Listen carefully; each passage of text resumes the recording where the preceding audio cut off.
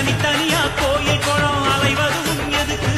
அம்மாவின் பாதத்தில் கற்பூரம் கொளுத்து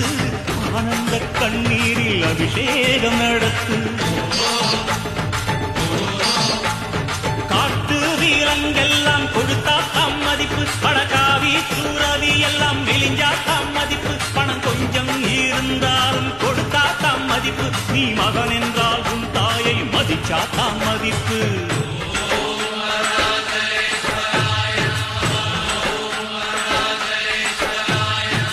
தனக்கென வாழ்பவன்